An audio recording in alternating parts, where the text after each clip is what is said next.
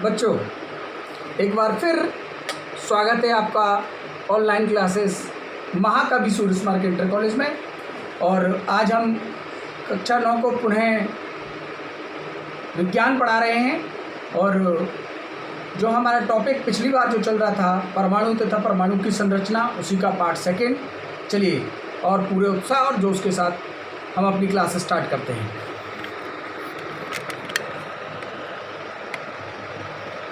बात करते हैं, आज का जो टॉपिक लिया गया है वो है विभिन्न कक्षाओं में इलेक्ट्रॉनों का वितरण। परमाणु में इलेक्ट्रॉन नाभिक के चारों ओर विभिन्न कक्षाओं में घूमते रहते हैं। परमाणु की विभिन्न कक्षाओं में इलेक्ट्रॉनों की व्यवस्था को उस तत्व का इलेक्ट्रॉनिक विन्यास कहते हैं। इट मीन्स इलेक्ट्रॉनों को परमाणु की बाहरी कक्षाओं में किस प्रकार से भरा जाता है,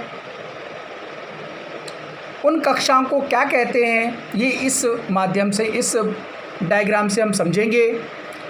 ये देखिए, ये परमाणु का नाभिक है और परमाणु के जो नाभिक होता है उस नाभिक में प्रोटॉन और न्यूट्रॉन पाए जाते हैं।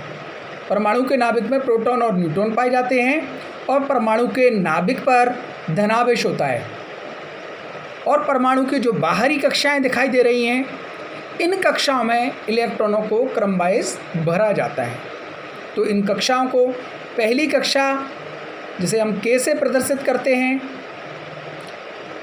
दूसरी कक्षा जिसे हम L से, तीसरी कक्षा को N से प्रदर्शित करते हैं और इसकी चौथी कक्षा को हम N से प्रदर्शित करते हैं। एग्ज़ाम में पूछता है कभी कभी कि परमाणु के नाभिक पर कैसा आवेश होता है, तो आप बता सकते हैं कि परमाणु के नाभिक पर धनावेश होता है। कभी कभी एक और क्वेश्चन पूछा जाता है कि परमाणु के नाभिक में क्या क्या उपस्थित रहते हैं, तो परमाणु के नाभिक में प्रोटॉन और न्यूट्रॉन उपस्थित रहते हैं। चलिए अब आगे बढ़ते हैं। परमाणु के नाभिक में प्रोटॉन और न्यूट्रॉन उपस्थित होते हैं और बाहरी कक्षाओं में इलेक्ट्रॉन पाए जाते हैं। अब इसके बाद अब ये किस क्रम में भरे जाते हैं, इसको भरने का जो क्रम है वो बोरबरी के नियम से इलेक्ट्रॉनों का वितरण के, बोरबरी के नियम के अनुसार इन इलेक्ट्रॉनों को किस प्रकार वितरित इट मीन्स किया जाता है, इट मीन्स भरा जाता है। तो देखेंगे कि परमाणु की किसी भी कक्षा में अधिकतम इलेक्ट्रॉनों की संख्या जो होती है वो 2n²।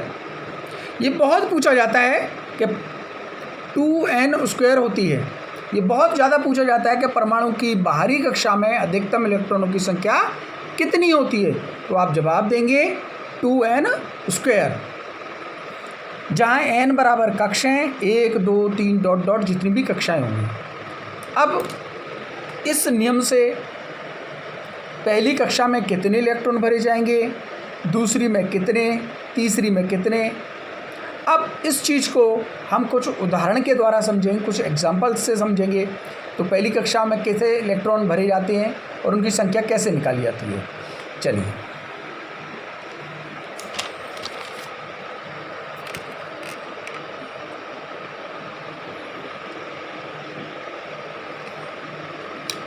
देखिए, मैंने यहाँ दिखाया है आपको 2n², ये सबसे बाहरी कक्षा है। अब बात करते हैं, एग्जाम्पल के द्वारा समझ रहे हैं हम पहली कक्षा को, कि परमाणु की पहली कक्षा, प्रथम कक्षा जिसे हमने K से प्रदर्शित किया है, जितनी कक्षाएं होंगी n नंबर उतने ही होंगे। तो हम प्रथम कक्षा की बात कर रहे हैं, तो n बराबर 1। तो हमने आपको बताया था कि ये इसका फॉर्मूला होता है 2n²। यहाँ हमारी n की वैल्यू 1 है, तो यहाँ 1 रखेंगे, तो 1 का स्क्वायर करेंगे तो 2 × 1 × 1, ये गुणा किया तो यहाँ आएगा 2। तो परमाणु की जो पहली कक्षा आई वो कक्षा में अधिकतम इलेक्ट्रॉन, पहली कक्षा में अधिकतम इलेक्ट्रॉन कितने भरे जाएंगे? 2। इट मीन्स पहली कक्षा में 2 इलेक्ट्रॉन भर सकते हैं, 2 से ज़्यादा नहीं भरे जा सकते। अब इसी प्रकार हम बात करते हैं द्वितीय कक्षा की, इसे L से प्रदर्शित करते हैं। जब द्वितीय कक्षा है तो यहाँ n नंबर होगा, n बराबर 2। फॉर्मूला 2n², n की जगह हमें क्या पुट करना है? 2 पुट करना है, तो 2 रखा तो ये हो जाएगा 2 × 2 × 2, मल्टीप्लिकेट किया इसका तो ये आया 8। तो परमाणु की दूसरी कक्षा में अधिकतम इलेक्ट्रॉनों की संख्या 8 होती है। इसके बाद हम बात करते हैं तीसरी कक्षा की, तो इसे m से प्रदर्शित करते हैं। यहाँ n बराबर 3 आ गया, क्योंकि ये तृतीय कक्षा है इसलिए n बराबर 3। फिर इसे फॉर्मूले में पुट किया 2n², 2n की जगह हमने 3 पुट किया, इसका गुणा करने के बाद ये आया 18। अतः परमाणु की तीसरी कक्षा में अधिकतम इलेक्ट्रॉनों की संख्या 18 होती है। इसी प्रकार हम चौथी कक्षा, जिसे n से प्रदर्शित करते हैं, निकालें तो n बराबर 4 और n की जगह 4 पुट करेंगे तो बाहरी कक्षा में जो चौथी कक्षा है उसमें अधिकतम इलेक्ट्रॉनों की संख्या 32 भरी जाएगी। अब इस प्रकार से पहली, दूसरी, तीसरी और चौथी कक्षाओं का विवरण हुआ। हम इसे आगे भी निकाल सकते हैं अगली कक्षाओं में भी कि किन 5वीं कक्षा में कितनी होगी, इसी फॉर्मूले की सहायता से। लेकिन बच्चों यहाँ एक दिमाग में एक क्वेश्चन आता है कि मैंने बताया आपको पहली कक्षा में 2 इलेक्ट्रॉन, मैंने बताया कि आपको अधिकतम 2 भरे जा सकते हैं, क्या 2 से कम भी भरे जा सकते हैं?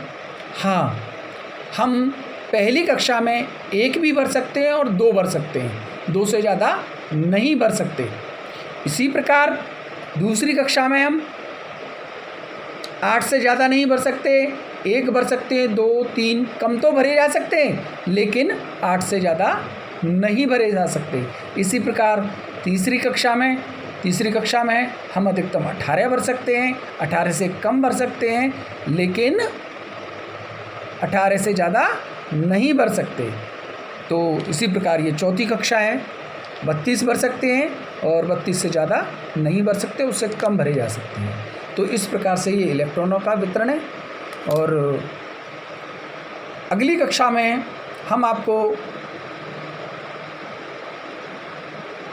इससे आगे का जो टॉपिक है वो अगली क्लासेस में पढ़ाएंगे आपको। और आज के लिए इतना ही, धन्यवाद।